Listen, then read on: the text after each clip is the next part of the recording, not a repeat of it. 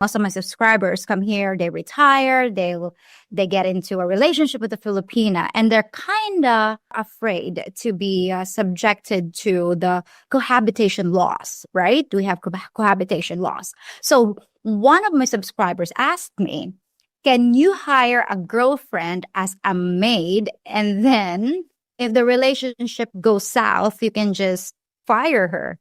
So, is he going to be affected with the common law marriage or cohabitation laws if he does that here in the Philippines? That's actually a smart move, Miss P. In fact, I've read many times that foreigners actually do that with their girlfriends. They hire them as maids as well.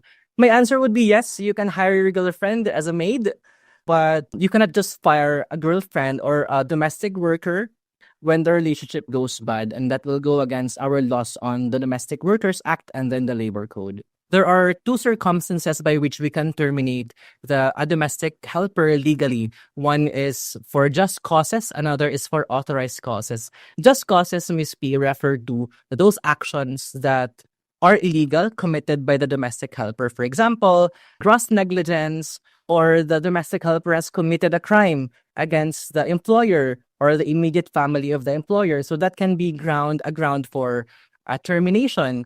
And then we also have the second one, the authorized causes for termination, which includes, for example, the employer wanted to move back to the United States and it becomes impossible or impractical to continue with the employment of the domestic helper. And another one, if the foreigner is no longer capable of supporting or or giving employment to the domestic helper, that can be an authorized ground for the termination of a domestic helper.